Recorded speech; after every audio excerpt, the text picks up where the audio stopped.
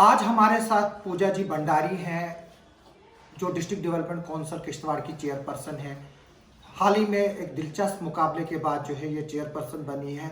लोग जो है वो काफ़ी उतावले हैं इनकी हिस्ट्री जानने के लिए, इनकी पढ़ाई के बारे में जानने के लिए, इनकी फैमिली के लिए की बैकग्राउंड को जानने के लिए, क्या ये सियासी बैकग्राउंड से आती है कि नहीं है, किस तरह से ये इलेक्शन में आई और किस तरह से जो है ये चेयरपर्सन बनी, इनकी तालीम जो है वो कहाँ से हुई।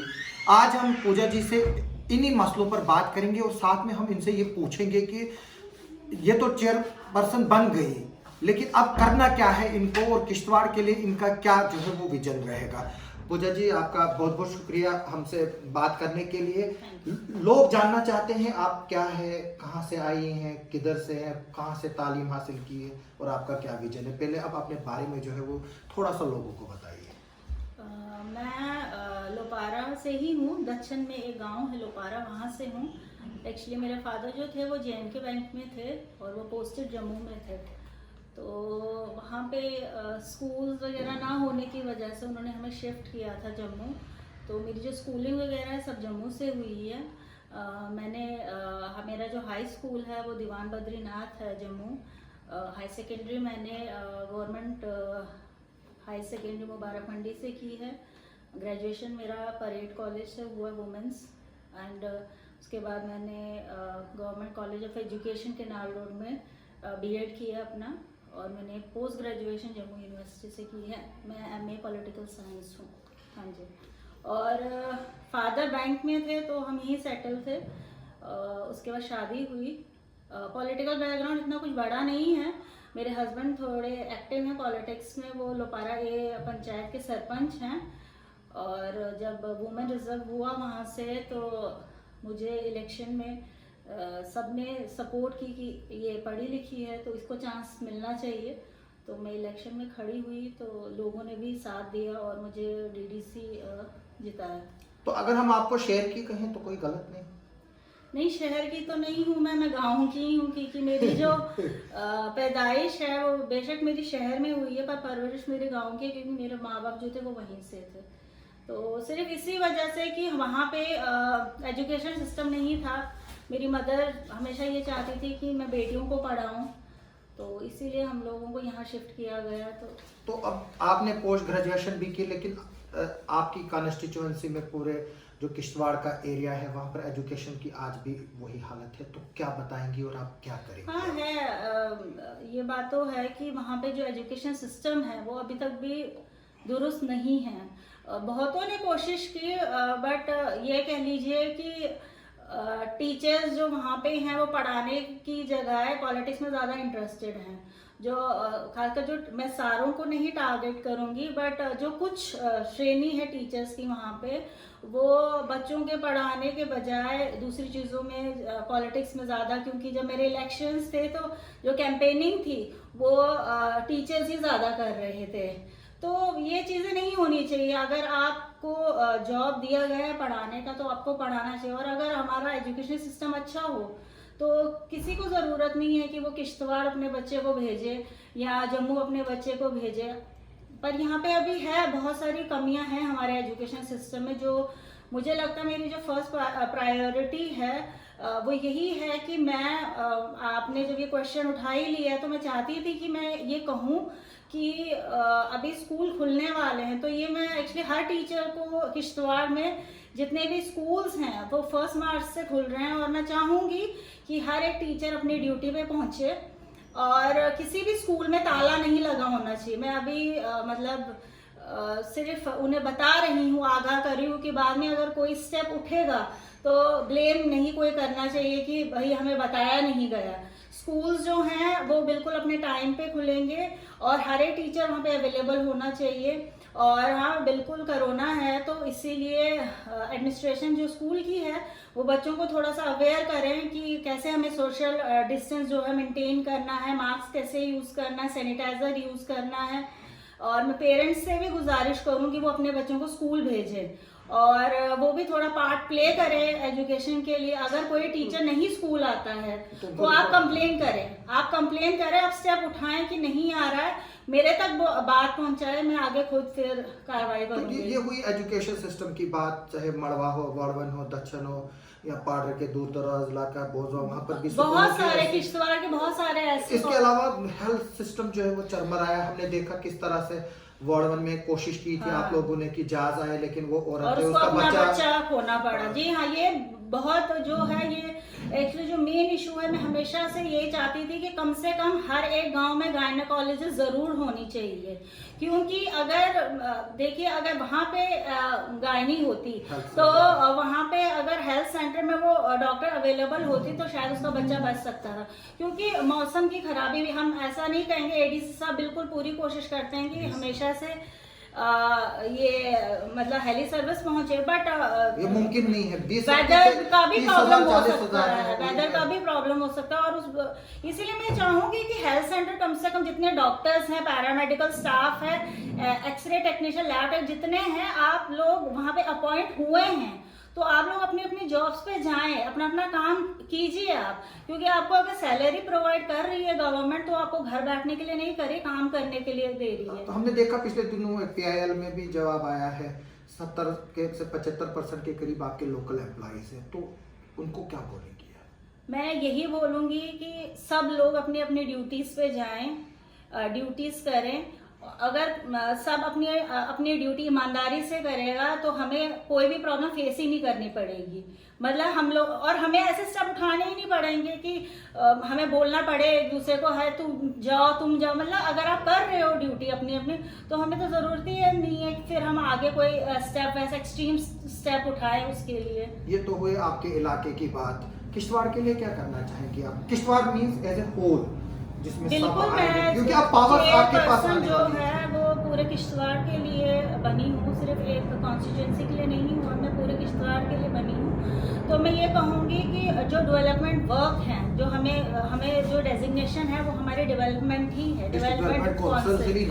तो ये जो है, तो इसमें हम सबसे पहले तो मैं चाहूँगी जो भी हमारे दूर दराज के एरियाज है जो कनेक्ट नहीं है because of lack of communication, telecommunication का जो प्रॉब्लम है, तो मैं चाहूंगी कि दूर दराज के जितने एरियाज अभी वंचित हैं इस चीज से, वो कम्युनिकेशन जो है वो रहे उन लोगों के बीच में। इसलिए मैं जितने भी एक्चुअली जितनी कॉन्स्टिट्यूंसीज हैं उनको कनेक्ट करना चाहती हूँ। और इसके मुद्दे हमारे डीसी साहब से भी बात हुई थी, उन्होंने कहा था एंडिंग ऑफ जून में मैं चाहूँगा कि सारा किश्तवाड़ जो है वो कनेक्ट हो जाए। तो इसके लिए हम भी काम करेंगे। अगर ऐसा नहीं हुआ तो हम खुद से स्टेप उठाएंगे। हमें अगर LG साहब के पास जाना पड़े या और भी कहीं पे जाना पड़े तो हम जाएंगे, पर हम चाहेंगे कि किश्तवाड़ को हम कनेक्ट करें, जो जरूरी है। मड़वा बिल्कुल बहुत जरूरी है, बहुत। मड़वा वारवन दक्षिण के लिए नहीं, किश्तवाड़ के बहुत सारे एरियाज है जो अभी नहीं है, मतलब कनेक्ट नहीं है। मतलब बहुत सारे एरियाज है जहाँ पे अभी कम्युनिकेशन गैप है ही नहीं, मतलब टावर्स नहीं है। कहीं वार्डवन में टावर है और 1 साल से वहाँ पे लिंक ही नहीं है, ऐसे ही मतलब खड़ा कर दिया है बस। तो ऐसे ऐसी प्रॉब्लम्स को सॉल्व करना है। मैं बनी इन चीजों के लिए हूँ, तो ये तो 45 साल से रोड बन रही है आपके गाँव के लिए, लेकिन अभी भी पूरी नहीं हुई है। ये एक्चुअली जो गवर्नमेंट है तो उनका भी शायद मतलब 2014 के बाद जो गवर्नमेंट बनी, उन्होंने कछुए की चाल की तरह क्यों रोड पे क्यों फोकस नहीं किया। वादे बहुत बड़े बड़े किए थे कि हम ऐसा करेंगे वैसा करेंगे, बट अभी तक वैसा कुछ हुआ नहीं है।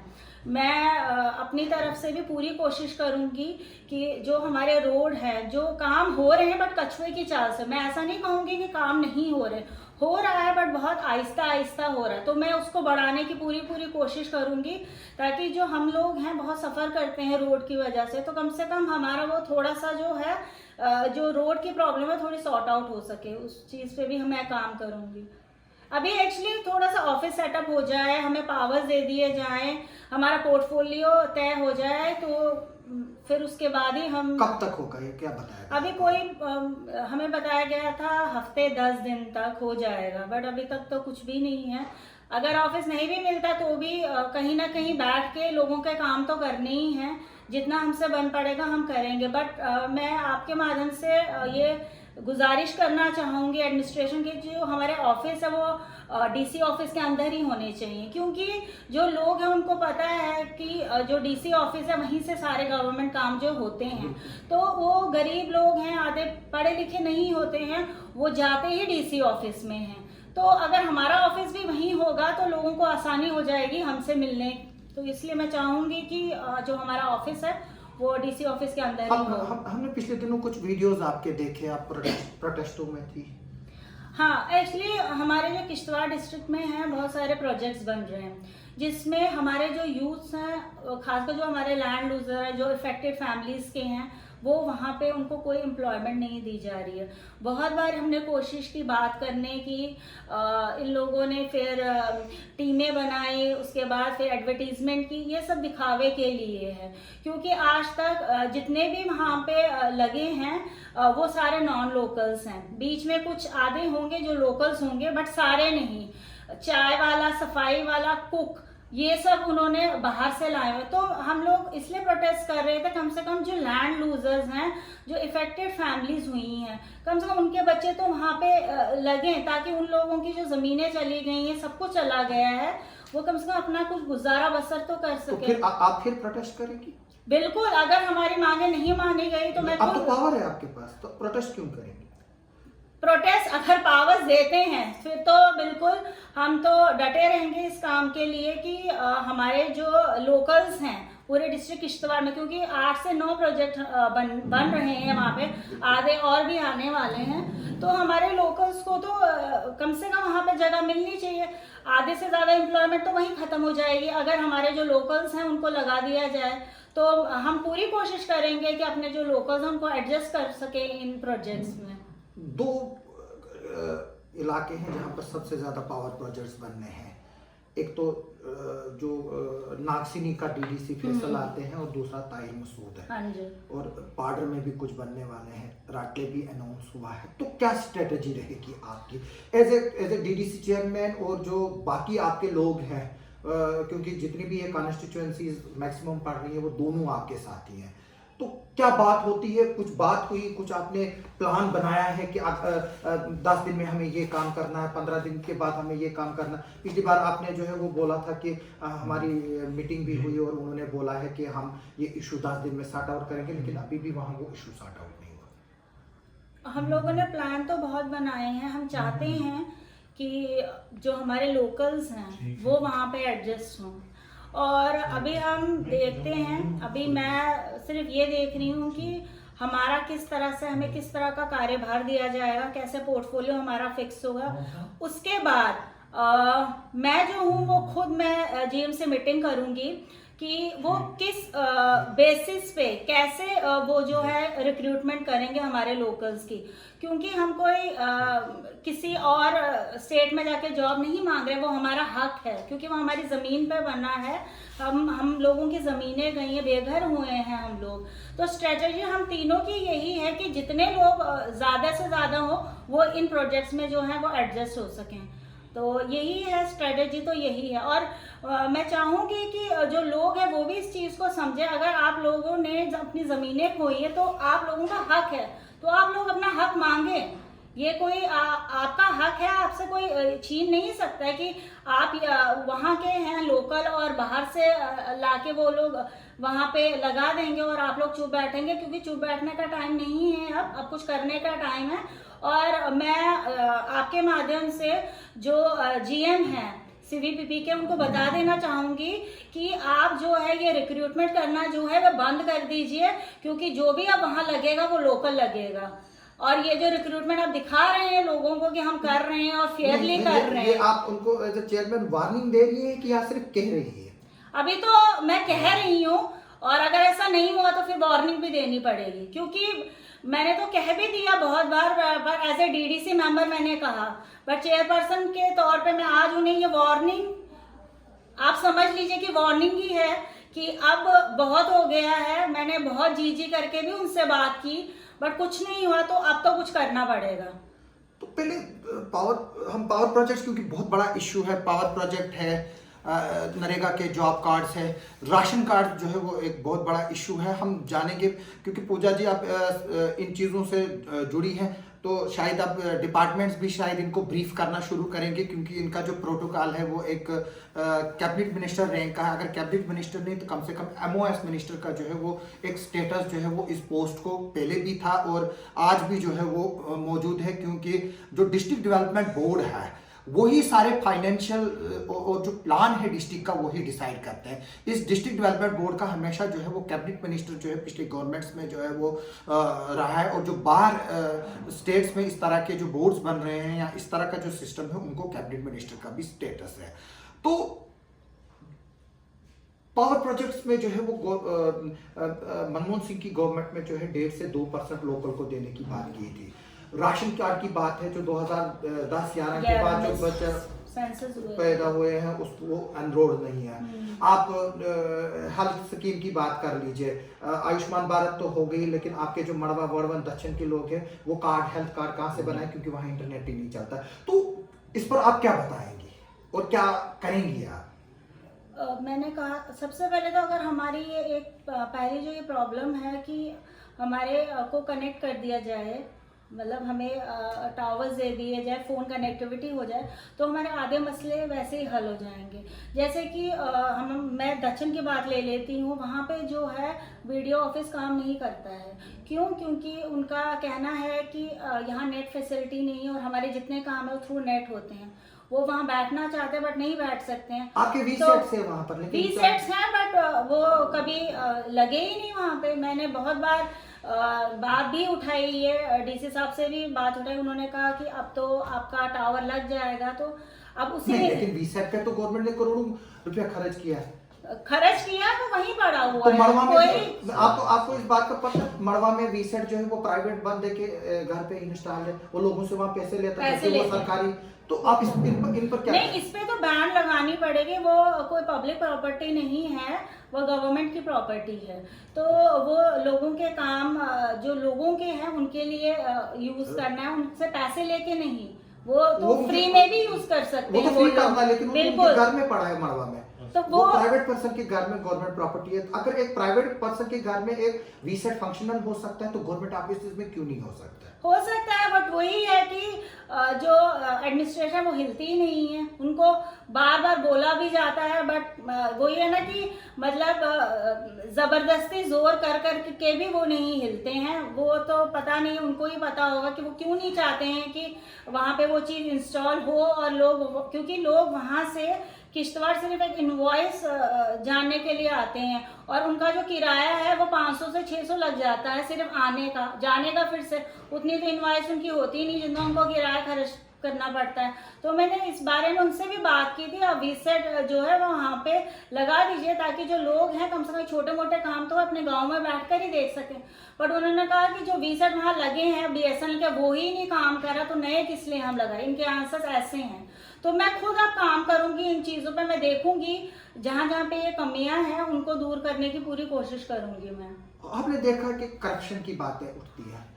अब आप 3 स्टेप्स में आ गए, सरपंचेस अलहदा अपनी बजा रहे हैं, DDC मेंबर्स अलहदा हैं, DDC मेंबर्स अलहदा हैं, कन्फ्लिक्ट ऑफ इंटरेस्ट हो रहा है। तो आप इसको कैसे देखती हो और आप इसको कैसे टैकल करेंगी? देखिए, जो करप्शन है वो मेरे एक जने से ख़त्म नहीं होगी, क्योंकि जो करप्शन है वो काफ़ी देर से चलती आ रही है, ये आपको भी पता है और मुझे भी। किसी ना किसी चीज़ में करप्शन है ही है, हर एक डिपार्टमेंट में है, हर एक जगह पर है। जितनी कम हो उतना अच्छा है। और मैं आपके माध्यम से ये अपील करना चाहूँगी खासकर अपने सरपंचों पंचों को कि वो जितना फेयरली काम हो सके उतना कीजिए। बाकी जो एडमिनिस्ट्रेटिव लाइन है वो तो खुद जो उनके ऑफिसर्स हैं उनको रोकने की कोशिश करें तो वो ज़्यादा अच्छा है। मैं भी इस चीज़ के लिए ज़रूर कदम उठाऊंगी और मैं चाहूँगी जितने भी एडमिनिस्ट्रेटिव ऑफिसर हैं कम से कम लोगों के काम जो है बिना लेन देन के करें, क्योंकि ये जो हमारी डिस्ट्रिक्ट के लिए ज़्यादा अच्छा रहेगा। क्योंकि जो लोग हैं वो उनका यही कहना है कि अगर हमें कोई कागज़ निकालना होता उसके लिए भी हमें 500 या 1000 देना पड़ता। तो ये चीज़ें ख़त्म होनी चाहिए। इतनी जल्दी तो नहीं होंगी, धीरे धीरे ही सही, पर काम करेंगे इसके ऊपर भी जितना हो सके। काफ़ी जैसे हमने वो कन्फ्लिक्ट ऑफ इंटरेस्ट की बात की, अब राशन कार्ड वाला इशू है। हाँ, राशन कार्ड जो मतलब 2011 के बाद जो सेंसस हुए हैं, मुझे काफ़ी जगहों से ये पता चला है कि बच्चे हैं उन लोगों के 10-10, 11-11 साल के, बट वो राशन कार्ड पे नहीं चढ़ रहे हैं। और जो बीपीएल जो गांव में जैसे कि बोला गया है कि सिर्फ 20% ही बीपीएल राशन कार्ड्स हैं जो बन सकते हैं एक गांव में। तो ऐसा नहीं है, अगर एक गांव में 80, 70 या 90% भी बीपीएल हो सकता है। तो आप ये पर्टिकुलर नहीं कर सकते हैं कि 20% होगा तो हम इतने ही राशन कार्ड बनाएंगे, वैसा नहीं होगा। क्योंकि अगर एक गांव में 70, 80, 90 हो सकता है कि 95 भी हो किसी गांव में गरीबी, जरूरी नहीं है कि वो लोग भी मतलब अमीर हो। तो उन सबको राशन कार्ड मिलना चाहिए और ये उनका हक है, तो इसके ऊपर काम करना पड़ेगा। मैं एक मीटिंग आप कहना चाहती है ये कि बीपीएल राशन कार्ड रेशो के हिसाब से ना नहीं फिक्स किया होना जाए। चाहिए। अगर किसी जगह 100% कोई गांव बीपीएल है तो पूरा दे दो, अगर किसी जगह है ही नहीं तो उनको वो, अगर किसी गांव में 2% है तो आप 2% दो, अगर किसी गांव में 90% है तो 90% तो देना पड़ेगा ना। क्योंकि अगर गरीबी है तो हम ऐसा तो नहीं कहेंगे कि अगर ये गरीब है तो हम बस 20% से ज़्यादा नहीं देंगे। अगर वहाँ 90% गरीबी है तो आपको 90% तो देना पड़ेगा। तो ये मैं ऑफिस संभाल के फिर मैं एक मीटिंग भी बुलाऊंगी इसके ऊपर, और इसके ऊपर डिस्कशन होगी, और जितने भी मेरे मेंबर्स हैं, 14 कॉन्स्टिट्यूंसीज के मेंबर हैं, उन सबको इकट्ठे बैठ के हम लोग बात करेंगे। जहाँ जहाँ ये प्रॉब्लम है तो वो हम सॉर्ट आउट करेंगे इस प्रॉब्लम को। इंफॉर्मेशन आ रही है कि आपको भी पता है कि सरकारी स्कूलों में मुफ्त किताबें बांटी जाती हैं। हाँ, अभी तक काफ़ी बच्चों को नहीं मिली है। हमने एक वीडियो देखा था, मड़वा की सड़ी हुई किताबें जो है ZDO दफ्तर में, वो बच्चों को नहीं दी गई। तो क्या कहेंगी आप तो, क्योंकि आप कह रही है कि एजुकेशन जो है वो एक प्राइमरी फोकस है। आपके फादर ने आपको सिर्फ इसलिए जम्मू शिफ्ट किया ताकि आप पढ़ें। आपकी माँ का सपना सिर्फ यही था कि मेरी बेटियां जो है वो पढ़ें।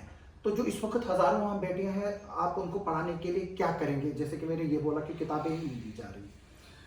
जो आपने बुक्स की बात की, जैसे ही वेकेशन हुई थी, मैंने ZDO साहब को वैसे ही फ़ोन किया था कि जो बुक्स हैं वो अपने अपने जो स्टेशन पे हैं वो पहुंचा दी जाएं।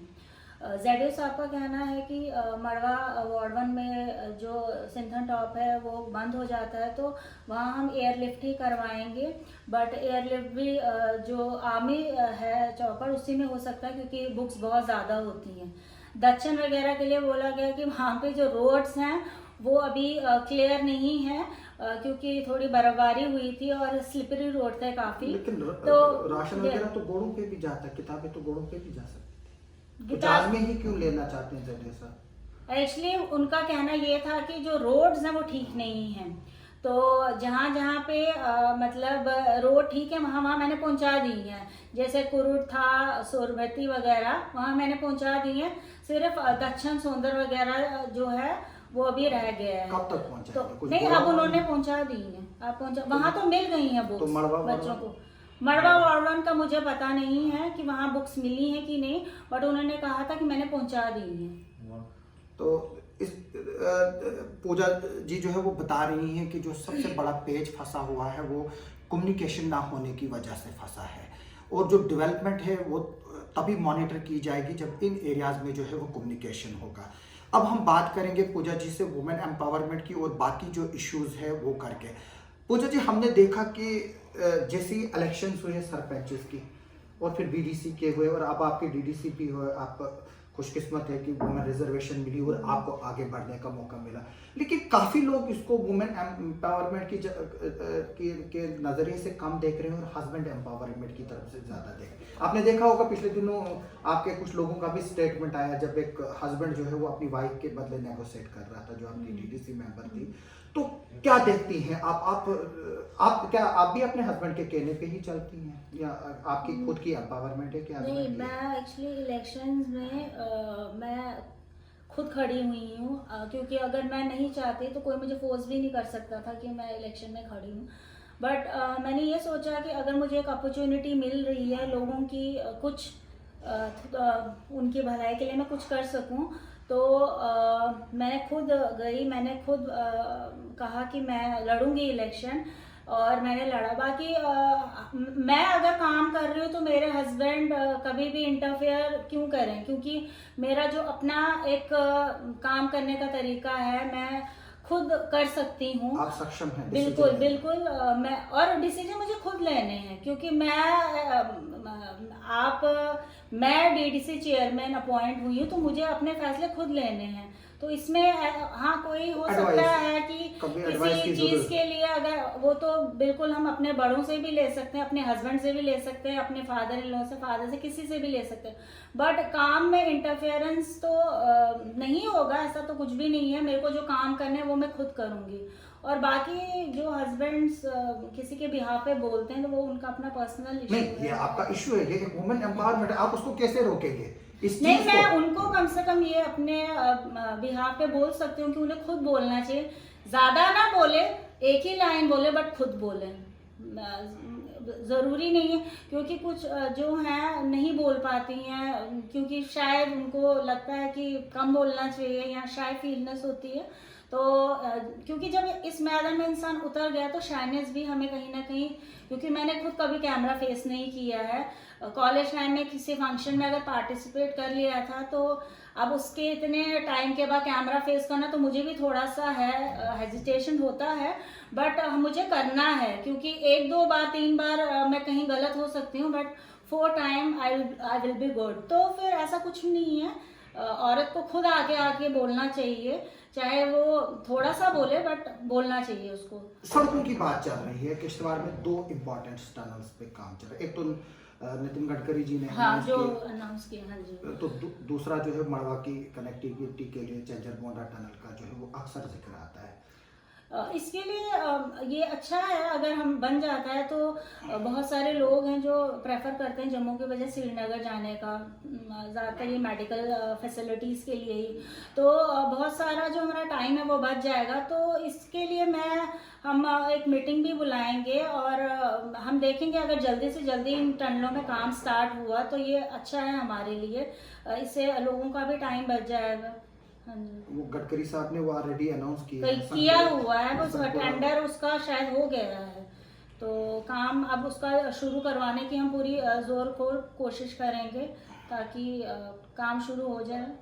आपने एक जगह बताया है कि हम मिशन हॉर्टिकल्चर लाएंगे, जैसे कश्मीर में है, आपका इलाका भी है वैसे ही, जैसे कश्मीर में सेब बनते हैं, बाकी फल फ्रूट ये बनते हैं, उसके लिए क्या क्या है वो आपका? Actually as a DDC member हमने कुछ वो जो एप्पल्स के वो जो ट्रीज हैं वो भेजे भी हैं अपने दक्षिण एरिया में। तो वो एक्चुअली जो एग्रीकल्चर ऑफिसर थे उन्होंने मुझे बताया था कि अगर हॉर्टिकल्चर जो ऑफिसर हैं तो उन्होंने बताया था कि जो ये पेड़ लगेंगे अगर अच्छे हुए तो इससे हम बिजनेस भी स्टार्ट कर सकते हैं, जैसे कि श्रीनगर में एक्सपोर्ट करते हैं वो लोग। तो अगर ऐसा कुछ होता है हर गांव में, हम ये स्कीम्स लेके जाएंगे, अगर लोग प्रेफर करते हैं तो लगा के उससे भी अपना एक बिजनेस स्टार्ट कर सकते हैं लोग। तो अच्छा है ये भी लोगों के लिए, इससे भी कुछ आप कोशिश कर रहे हैं इसमें? अभी हाँ बिल्कुल हम करेंगे कोशिश। मैंने कहा कि दक्षिण एरिया, क्योंकि मैं पहले डीटीसी दक्षिण थी तो मैंने वहीं पे भिजवाए हैं वो, बट अब तो पूरी किश्तवाड़ की जिम्मेवारी है। तो हर गांव में मेरे 14 काउंसलर्स हैं, उन्हें उनके साथ बैठ के उनके एरियाज में क्या क्या प्रॉब्लम्स है, क्या क्या स्टार्ट हो सकता है। आपको तो 8 ही नहीं वोट दी सर 8 ही ने वोट दिए हैं, बट काम तो हमें पूरी कॉन्स्टिट्यूएंसी से करने जो 14 हैं, तो 14 को मिल बैठ के करना। ऐसा नहीं है कि वो अपोजिशन का है तो क्या बात करनी है, ऐसा कुछ नहीं रहेगा। काम जो है तो होगा। हाँ जो हो गया, अब मैं जीत गई हूँ अब तो काम तो अब सबके लिए करना है। तो उन लोगों के साथ भी बैठ के बात करनी है कि उनके एरियाज में क्या क्या प्रॉब्लम्स हैं, क्योंकि मैं जो चेयरपर्सन हूँ पूरे किश्तवाड़ के लिए बनी हूँ, सिर्फ उन 8 एरियाज के लिए नहीं बनी हूँ, पर जो 8 लोगों मेरे लिए बहुत अहम है। क्योंकि अगर उन लोगों ने उस टाइम पे मुझे वोट नहीं किया होता तो शायद मैं आज आपसे यहाँ पे एज ए चेयरपर्सन बात नहीं कर रही होती। तो वो लोग मेरे लिए बहुत अहम है, बट जो बाकी लोग हैं वो भी उतने ही ज़रूरी हैं, क्योंकि जो लोगों की मुश्किलात हैं हमें सबसे पहले अपने जो निजी हैं जो अपने वो साइड पे रख के डेवलपमेंट की तरफ फोकस करना चाहिए। हाँ तो इससे पहले कि हम इस इंट्रो को कंक्लूड करें, काफ़ी लंबा भी हुआ है, तो संक्षिप्त में आप ये बता दीजिए कि आपके क्या मैसेज रहेगा एज ए डीडीसी चेयरपर्सन लोगों के लिए, एम्प्लॉयज़ के लिए, किश्तवाड़ के लिए और गवर्नमेंट के लिए। मैसेज यही है, मुझे ऑफिस संभालने दीजिए। तो मेरे जो ऑफिस है वो लोगों के लिए 24 घंटे खुला है। अगर मैं ऑफिस में नहीं हूँ, आप मेरा फ़ोन नंबर यूज़ कर सकते हैं। जो भी मुश्किलात आपकी आप मुझे बताएं। मेरे जितने डीडीसीज हैं वो मेरे साथ मिल के हम लोग जो जो एरियाज़ हैं, 14 एरियाज़ हैं हमारे किश्तवाड़ के और 14 डीडीसीज हैं। तो जो जो परेशानियां हैं हम लोग मिल बैठ के उसको सॉल्व करने की पूरी कोशिश करेंगे। हमारा फोकस जो है वो डेवलपमेंट की तरफ ज़्यादा होना चाहिए, और जो जो डेवलपमेंट वर्क हमारे रह गए हैं 2014 के बाद उनको हमें पूरा करना है। गवर्नमेंट को मैं यही कहना चाहूँगी कि आप हमें जो है सपोर्ट कीजिए, क्योंकि हम डेवलपमेंट के लिए यहाँ पे जो है वो नियुक्त किए गए हैं और हम चाहते हैं कि हमारे एरियाज़ में डेवलपमेंट वर्क हो, क्योंकि हमारे जो एरियाज़ हैं वो बहुत पीछे रह गए हैं। तो मैं चाहूँगी कि कम से कम अगर हमें ये पदवी दी गई है और हमें ये बावरा दिए जाएंगे तो हम बहुत सारे काम जो है पूरे कर सकते हैं, और हम सबको ईमानदारी से अपने अपने काम करने भी चाहिए। पूजा जी आपका बहुत बहुत शुक्रिया। हमने बात की पूजा जी से, आगे भी कभी करते रहेंगे, लेकिन ये इनका पहला इंटरव्यू है डीडीसी चेयरपर्सन बनने के बाद, जो इन्होंने फुल एक्सक्लूसिव इंटरव्यू दिया है। इसमें इन्होंने जो है वो इशारे भी दे दिए हैं कि किस तरह से ये डेवलपमेंट की तरफ ध्यान देंगी। लेकिन सबसे बड़ा जो इनके पास चैलेंज है वो जो पावर प्रोजेक्ट्स है उनमें लोकल अनएम्प्लॉयड यूथ को अब्जॉर्ब करना, और कितना ये फाइट उनके लिए करती हैं। इन्होंने तो CVPP को तो वार्निंग तो दे दी है, लेकिन वहाँ पर पटेल जैसी कंपनीज, JP जैसी कंपनीज है वो भी मौजूद है। ये वार्निंग न सिर्फ उनके लिए होगी बल्कि CVPP के लिए नहीं है बल्कि सबके लिए है। अब हमें कुल मिलाकर देखना है कि ये जो है वो कितनी कामयाब होती है और इनको कितना कामयाब होने दिया जाता है। कितना कामयाब होने दिया जाने का मतलब ये है कि गवर्नमेंट इनको कितनी सपोर्ट करती है, कितनी पावर देती है, कितने डिसीजन जो है वो इंडिपेंडेंट लेने की जो है वो इजाज़त देती है, ताकि जो किश्तवाड़ में जो है असली में जो है वो डेवलपमेंट हो, और जो ये डेवलपमेंट के जो प्रोग्राम जो फोकस ये कर रही हैं वो सचमुच ऑन ग्राउंड जो है वो इम्प्लीमेंट हो जाए। आप सबका बहुत बहुत शुक्रिया।